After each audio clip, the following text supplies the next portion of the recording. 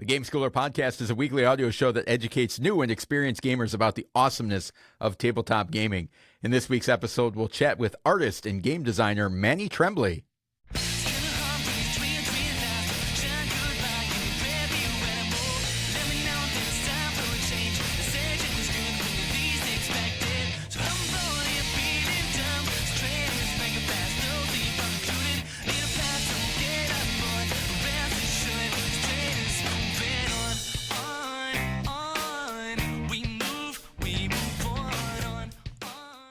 We are so excited and thrilled to be joined by artist, designer, publisher, and overall great human being, Manny Trembley. Manny, welcome to the Game Schooler Podcast. Thank you so much for being here with us today. Yeah, happy to hang out. It's fun. Great. All right, let's go all the way back to the beginning, Manny. Okay. How did you get started in tabletop gaming? Well, I've shared this a handful of times. Nate and I worked at the same company called 7-2. He was a programmer, I was a graphic designer artist, and we were both laid off on the same day in August of 2016. Now, we had previously been creating an app called Dice Forge, and that game kind of came to a stall due to some advice and input we had, and in the middle of August, after we'd been laid off, we were in Nate's kitchen, and we just kind of had the consensus of like, hey, why don't we just make a board game? And we had never made a board game before. We had done apps. We had done some video game work, other assorted graphic stuff, but we had never made a board game. So we literally just arbitrarily decided we were going to make a board game. And that was August of 16, and in January of 17 is when we ran the Kickstarter for Dice Throne, the very first product. So it was, I would say that there's a certain amount of like just luck or happenstance to that situation. But I'm able to look back now more reflectively and realize that it was a long pathway that led to that moment, which has led to the last, what is it now, almost 9 years? Maybe 9 years awesome. This summer. Yeah, well, it's a lot of, just a great example of having something that's like, oh, shoot, this is not good, and being in a bad space, and then turning it into something awesome, and the amount of risk and sometimes I think when you have those things happen to you and you're successful in a way, you don't realize how big the risk was at the time. You kind of minimize it as like, well, I just did what I had to do. But it's a big thing to kind of step out there and put yourself out there. So that's a really cool story to share. I appreciate it. Yeah, it was very cool. On a kind of side tangent, one of the coolest parts about it was when we made that kind of arbitrary decision. It was 2 days later, Nate had the very first playable prototype. So like the actual like game mechanics of Dice Throne, it took 2 days for Nate to translate from idea to playable prototype with like a piece of 8.5 by 11 paper, and he had taken some art I made and he put it in the middle, and he put white stickers on dice, and then he markered in the symbols like the 2 and a sword and the 3 and a moon or whatever it was. So it was cool. So how close was that to the app that you were working on? What, not at all. Completely different. Not at all. So the similarities were in the Yahtzee-esque nature of rolling dice. But really, and this is part of the, Nate is kind of the math or the brains behind Dice Throne. And it's pretty cool to see how he very quickly translated the concept of Dice Forge into what we now call Dice Throne. And then it was very cool. And then we both started creating together, designing together, building the game together. But I love how easily, not easily, that's probably the wrong way to call it, but how quickly it went from idea to playable product. So yeah, usually people have they make the first like prototype and you're like, oh, this game is completely broken. I will now restart and redo. But that's cool that it was up and running so quickly. Yeah. Yeah, one of the things I'm curious about, because as we've interviewed and talked to folks, we find out that a lot of people in the industry are just too darn busy to play games. So I'm curious, do you play games, or are you too busy? I do. All right. What have you been playing lately? What should we check out? Boy, recently, what did I play? I've been playing like trick-taking games. So Rebel Princess is one. Rebel Princess. I forget if it's which version that is. That was one. I've been playing more games of like I was playing Slam Throne over the weekend, which is the new Dice Throne product we're making. So we played that. And over the weekend, I was in between travel from a Dice Throne retreat to a Roxley Excalibur retreat. So there was a media event I went to Monday, Tuesday, Wednesday this week that was all about Excalibur. So that's a new game from Roxley that I helped make. I was the designer artist for that. And then, so while there, we were playing Slam Throne. We were at the hotel with my family. We were playing, what would we call it? We call it King of the Hill Slam Throne, where if you win, you have to stay and you accept new challengers, and then you had to see who could stay longest in Slam Throne. And that was super fun. Recently, my kids have been wanting to play more strategic games, war games. So I used to play a game called War Machine, a tabletop skirmish game. I played that for probably 15 years. And my youngest son has recently been super pumped and excited to play that. So he's been watching videos on how to play it while I've been gone. And I just actually got the boxes out there on my shelf right now. We're going to assemble armies and we're going to build them, and then we're going to start playing War Machine. So that's awesome. Yeah, so that was pretty cool. But yeah, trick-taking, my family is, I'm going to use the words simple, but it's not meant as a derogatory. We really like basic, simple games, like card games. Approachable. Yeah, very approachable. Flip 7 is a great product. Sure is. We play a lot of Flip 7. When we have family over, we're always playing like Phase 10, Dominoes, Uno. There's typically not a whole lot of really heavy product played in our house. Awesome. Cool. So here's a question on Dice Throne, which is, when you have a popular franchise like that, how do you continue to come up with new ideas in different directions to go? Because I know you have was another set of 3 or 4 characters coming out from a Kickstarter. Yeah, so we ran the campaign last October called for Outcasts. So those 4 characters are coming. I mean, when they come, right? The estimated date, I think, was fall. This coming fall. And then there was an expansion in there for Dice and Adventures. I can say that we have, let's see, it's 4, 5, 6, 7, 8, 9. We probably have 10 more heroes currently in development. Need to get a new Calyx. And 2 of those were created in 2019. So they were older heroes that just never felt like they were the right time to publish. And now they feel like we've learned a lot over the years how to design good heroes, or what we think are good heroes. But then there's missions, like with Marvel missions. When we did that one, that was Nate's brainchild. He desperately wanted a awesome co-op like that. Adventures. We have Slam Throne.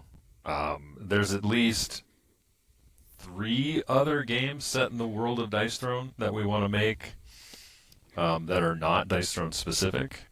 And then we have other ways to utilize the Dice Throne heroes that we keep making. I think at this point, what we're doing is, I want to believe that we are making the stuff for us first. Yeah. As your business grows, you end up starting to make more choices or decisions based on business, like what's going to be successful, what will be a good product. And I think sometimes that can miss the mark, like when you start trying to design as a product instead of designing for passion and your desire.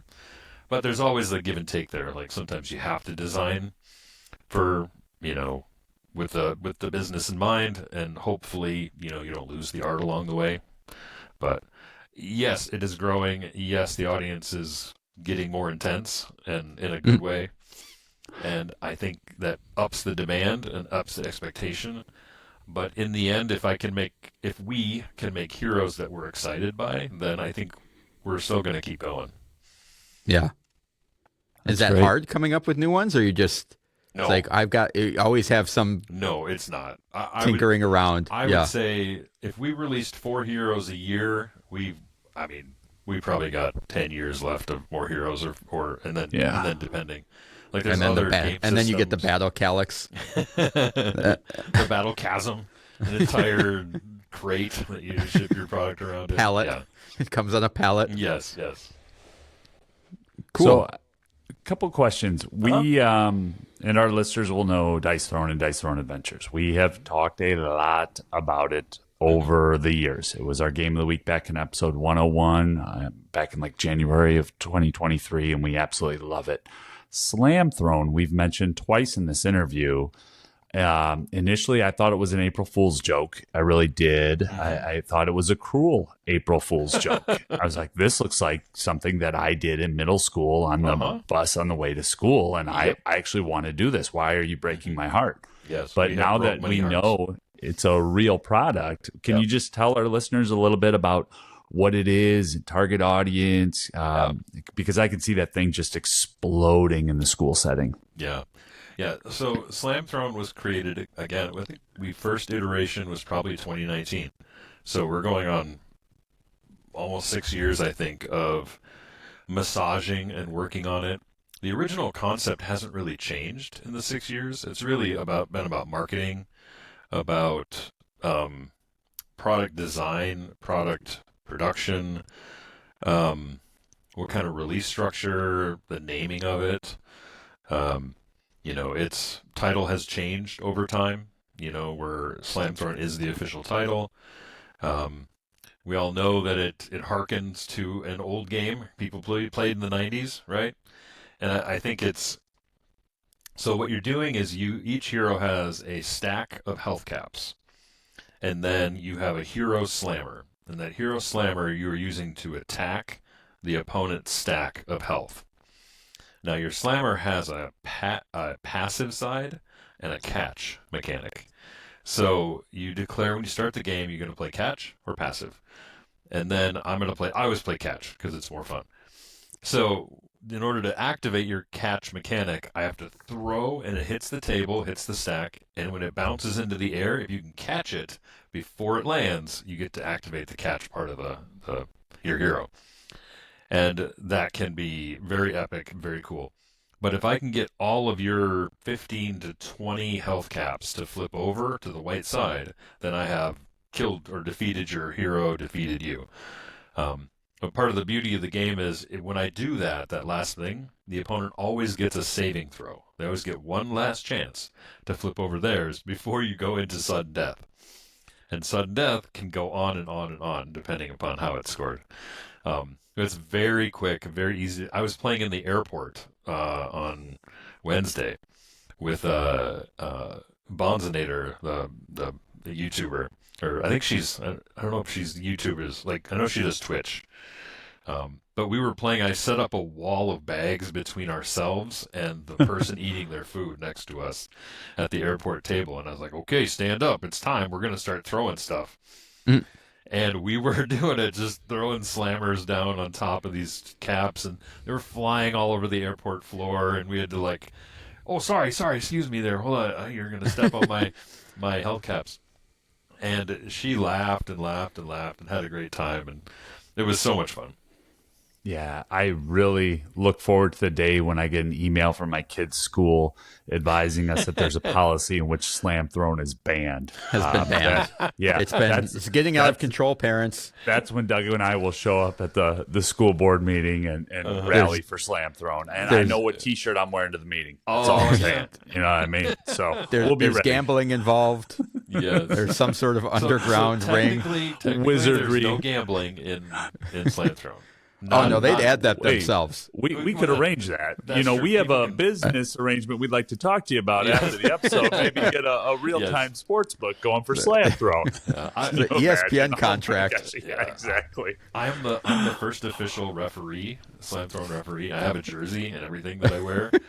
Can I get certified? What do I need to do? Yeah, The first question is, do you like to throw things at other things? Absolutely. naturally. Okay, you can't be a slam throwing referee then. That's So the second question is, do Can I you try like to again? watch people throw things at other things? of course. What's the now right you answer? Can now you can be a slam thrown referee. You have to like to watch people throw things.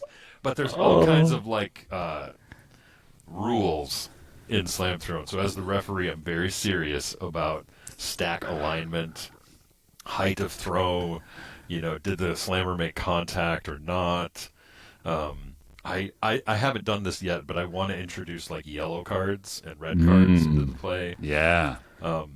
And then there's I do chip count for people before they start to make sure that health caps are properly allocated. It's very fun. It's very silly and awesome. ESPN the Ocho is going to need all those rules for Yes. the graphics. Yes, they will. Yes, they will. Which always airs during Gen Con. Yes. We watch that from the comfort of our hotel room. Yes. Yeah, well, Doug is a cheater, so I'll have to check his beard to make sure he's not hiding any of those. Some extra chips. Yeah, all Doug, those health stacks. why don't you ask Manny the patented question here that we ask anybody anytime they come on our show? All right. What is awesome about tabletop gaming? What is awesome? The thing I enjoy most about tabletop gaming, and that makes me happy, is to hear about. I'll use parents and kids. Could be spouses. It could be whatever.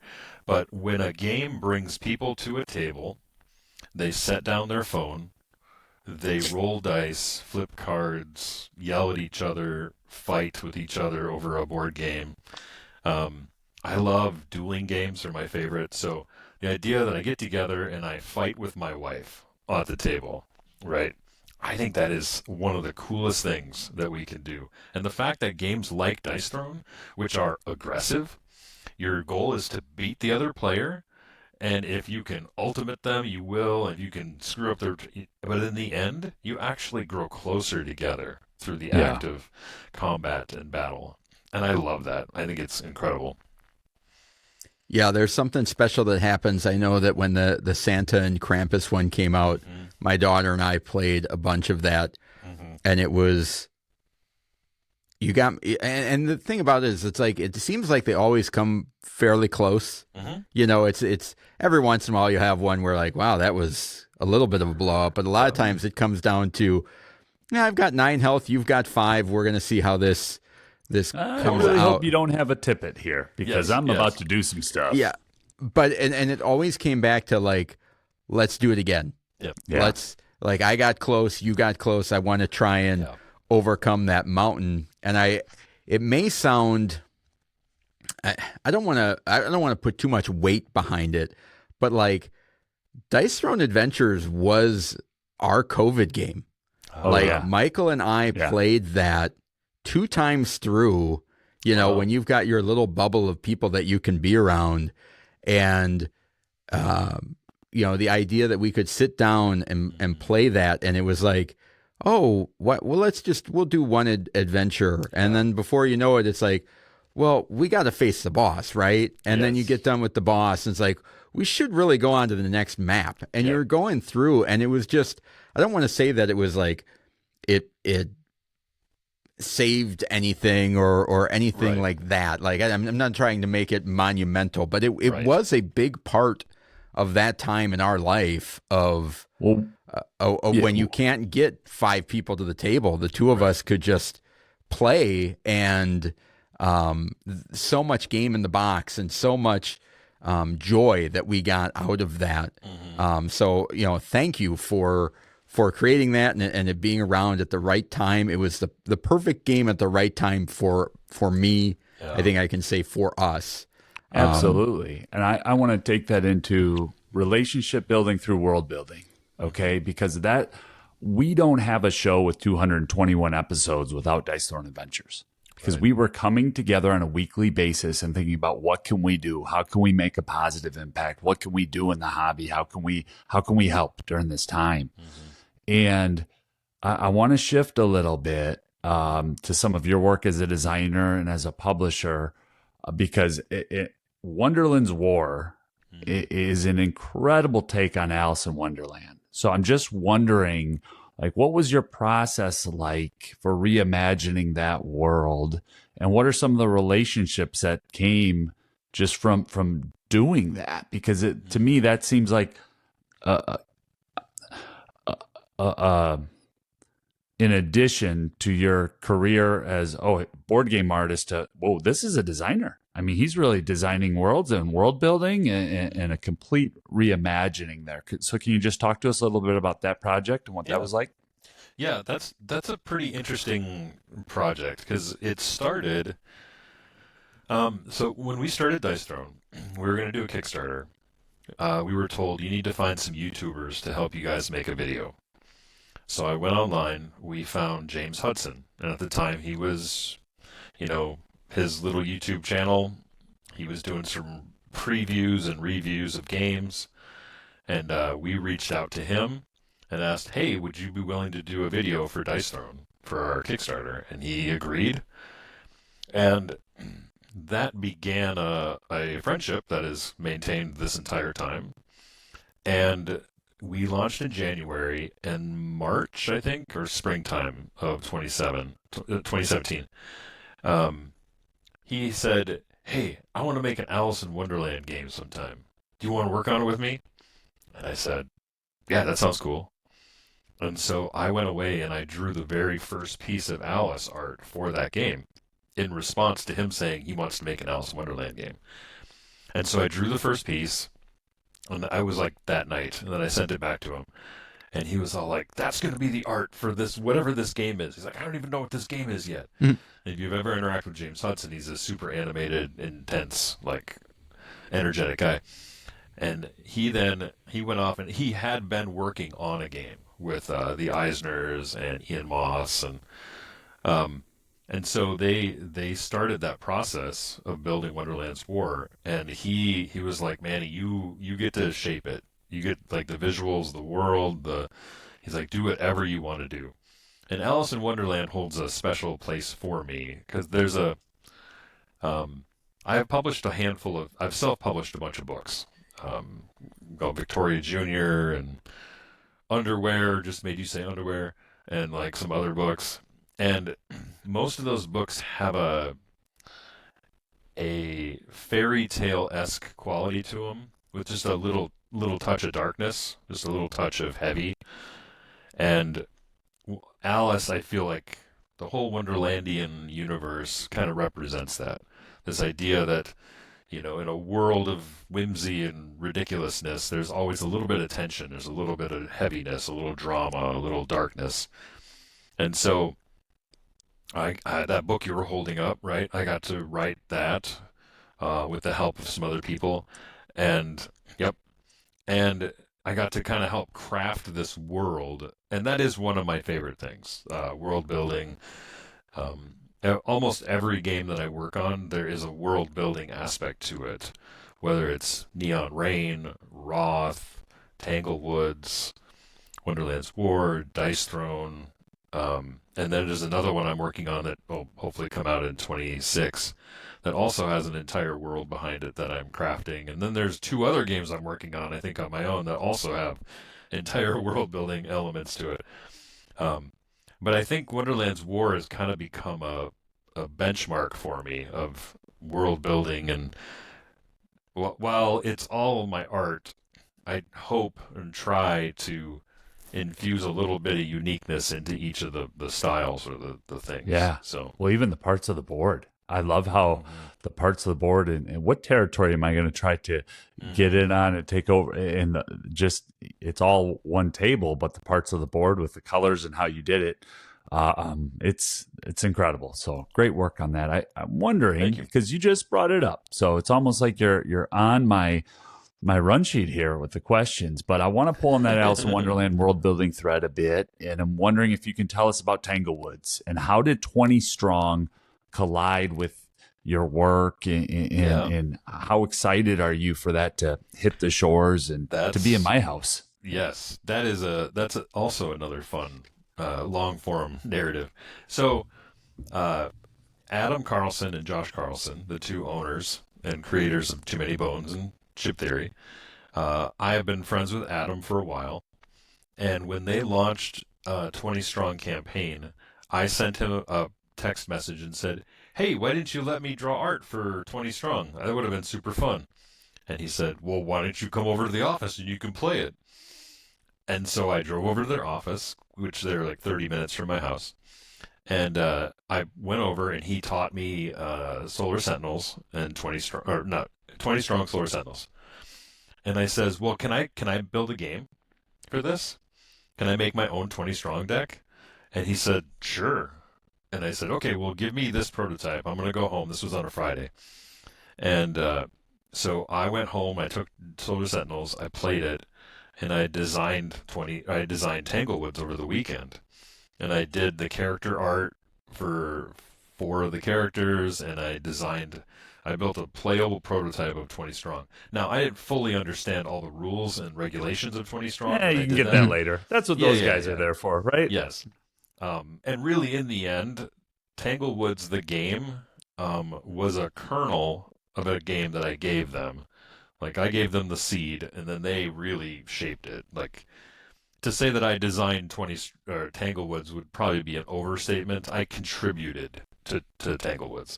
But the world building part is, that was me. I built that. I designed the heroes, again, that fairy tale element, the fables. And so that really kicked off. And when I brought that in, Josh Carlson offhandedly said, "Hey, do you have just let us know if you have any other games." And I'm like, "Well, I'm working on one right now called Roth." And he says, "Why don't you bring that over?" And so I brought my prototype over and we played it. And he was all like, "We're ready. Let's make it." And I was like, "Okay, sounds awesome. Good." So that was just another.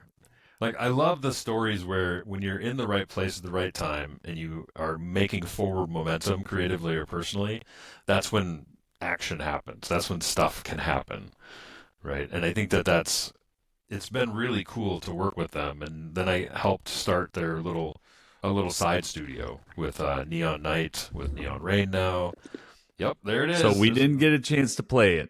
Doug and I were working yesterday, and I got it, but I didn't get it out and taught in time. So can you just tell us a little bit about it? It looks awesome. 2-player battler. Can you just tell us a little bit about it? I'm excited to play it. Yes.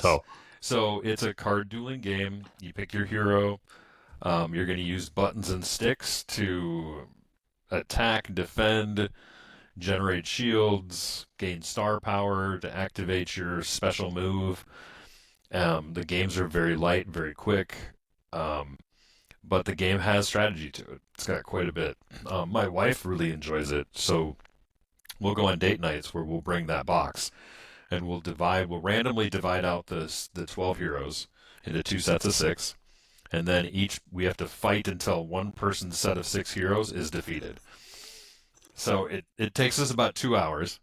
But when you lose one, it's out. And now I have 5 left and she has 6, and we randomly generate the next pairing, and then we fight, and then whichever one loses is out, and the other one stays in, etc. And you continue till there's only one person standing. So date night is playtesting. Well, it's just playing. Where's the sign-up sheet for that, by the way? Doug wants to join your date night.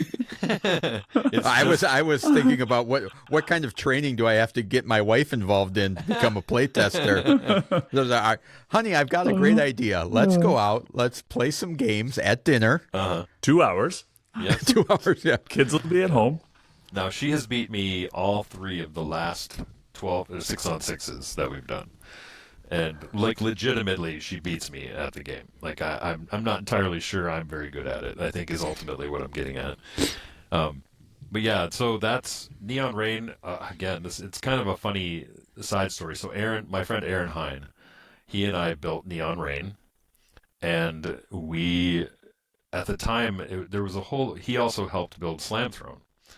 So, there was kind of a motif going on of, okay, let's take, like, let's take simple games that are not necessarily the most loved by board gamers, and then we're going to make them strategic and fun and fast. There's another game coming from Chip Theory. They're supposed to have it at Gen Con, I think, but I'm not sure if they will with all the tariff garbage. Um, but it's a game called Fight 5. And that game was also a game created by Aaron Hine and I. And we built that one. Yep. We built that one again in 2019. So there was like a whole bunch of these products. Mad Call. That's a card game, right? Fight 5 is a card game, yeah. Yeah. When I saw it, I felt like, ooh, that might be a similar feeling to like a Flip 7 of I want to get that to the table and play it over and over and over. So it's war, but actually a game. Yeah. So there's that Mad Kala with that was a campaign run last year with Druid City. So that's a Mad Kala Wonderland's dueling game. But that was also co-created by my friend Aaron and I. And so Aaron has kind of been this awesome game designer, associate or friend or co-designer on so many of these products with me.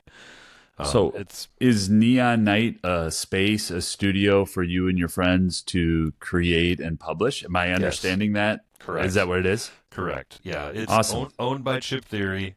It gives us, it's kind of a twofold. One, I have like 12 games in development right now for myself, just for fun. Like most of them are just, I want to make stuff. I don't stop creating new things.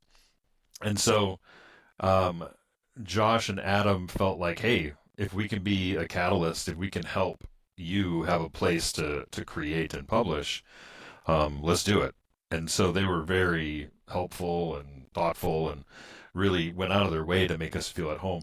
The other thing it does, and this is part of my desire, is I want to help Chip Theory. I want to be a part of helping their company be awesome and grow. And all the games that I'm creating with them tend to be smaller, less expensive, and easier to table.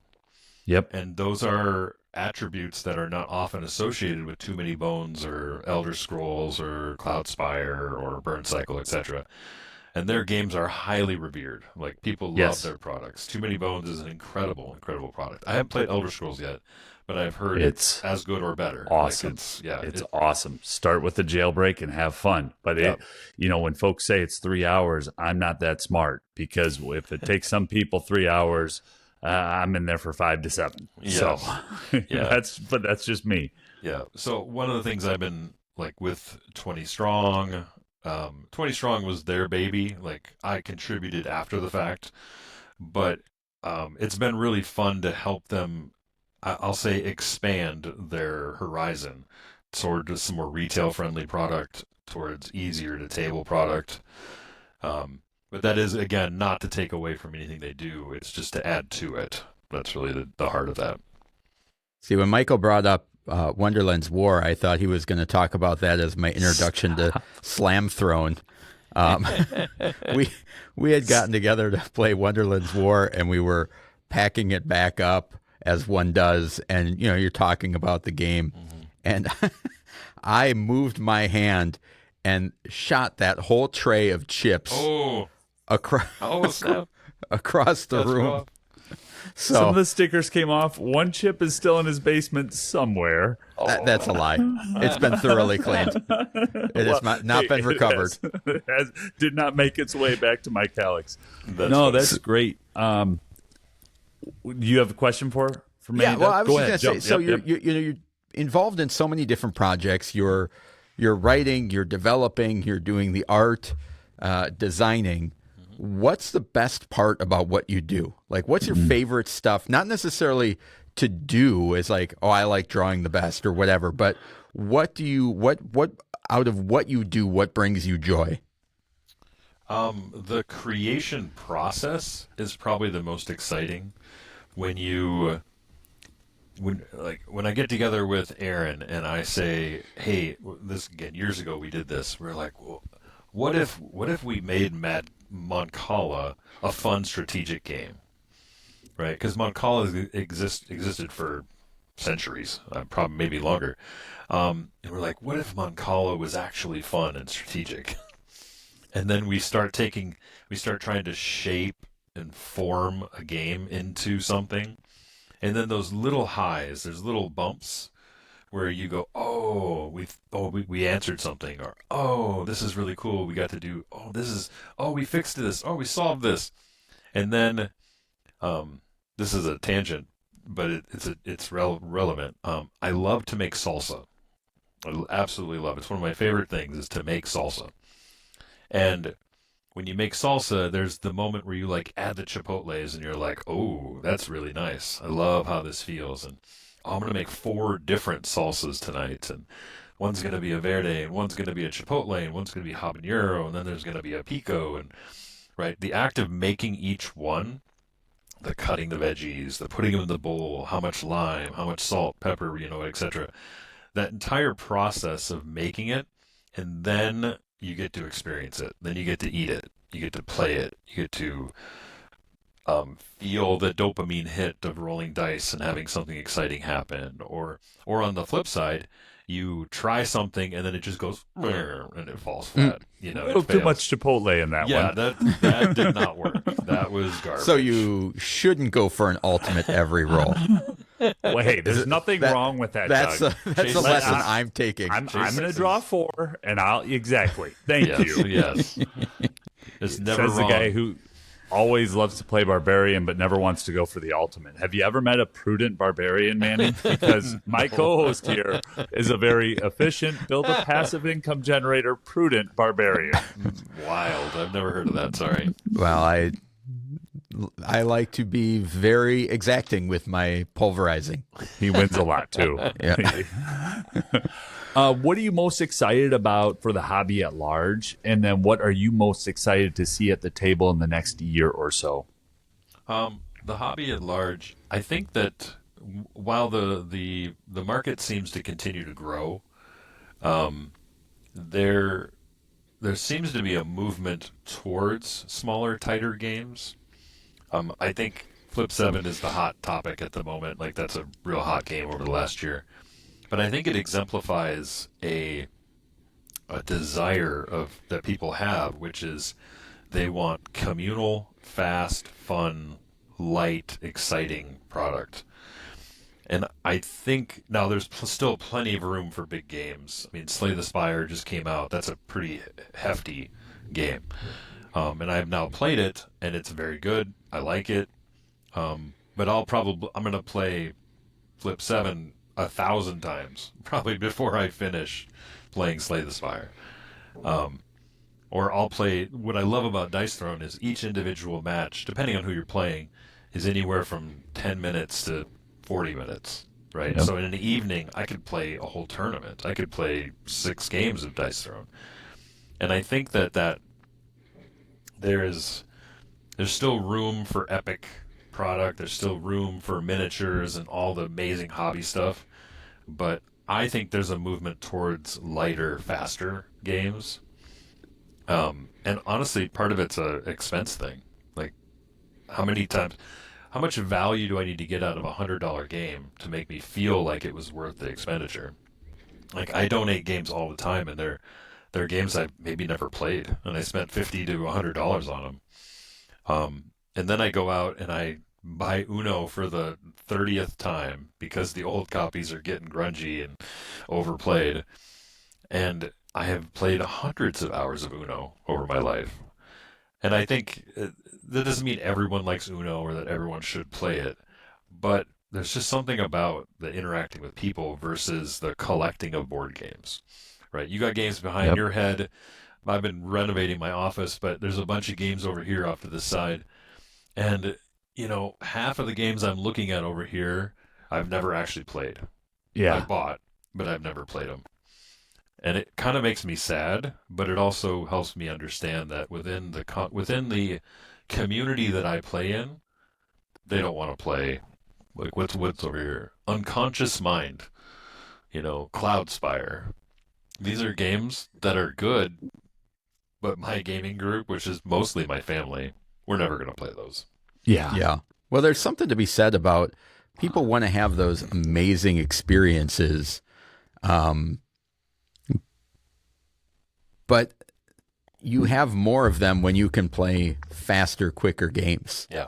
Like what you just said, it's like you can have 6 very distinct experiences and stories that come out of every battle of dice thrown that you can play in the course of an evening. Of like, remember when that happened? Remember when that happened? And it's that shared experience. Yeah. And you can then have a 3-hour game in the same amount of time, and you might have one of those experiences. And then the difficulty of getting that to the table in the first place. So if you can't get it off the shelf and you can't get it to the table, you're not going to have those experiences. So there is a value of being able to just, even if it's not the Board Game Geek darling or the greatest game, you know, it is Uno. But you love it and you have a good time with it. Like, who cares what the game is? It's not, it's, you know, the game's just the conduit to having that experience in a lot of ways. Yeah, I think what's interesting to me about games is I think, like food, we all gravitate to things we enjoy. You know, Gavin Brown, owner of Roxley, brass is his crowning jewel. Like, he loved brass so much. I mean, he still loves brass, but he loved it so much he poured his heart into remaking, you know, Birmingham and Lancashire and those games. It shows in his passion shows, and it shows from the ratings on Board Game Geek and the way that game sells. But the within beautiful my premium home, chips. Yeah, the premium, everything about it is glorious. But in my home, we're never going to play that game because my family isn't going to play brass. Yeah, now, that doesn't diminish brass. It's just me having to understand within the setting I'm in. You know, you mentioned Dice Throne Adventures earlier. One of the coolest things I love about what Nate did with that is when he created it, he wanted to replicate almost I'll call it a Diablo-esque, you know, dungeon crawl, right? Where there's narrative, there's story involved. Even though the game story isn't super pervasive, the story of you two playing, that's what you're going to remember. You're going to remember your games, your experience. And Dice Throne does that. Dice Throne Adventures does that. Nate and Gavin, they poured their heart into Dice Throne Adventures. They made an incredible adventure product.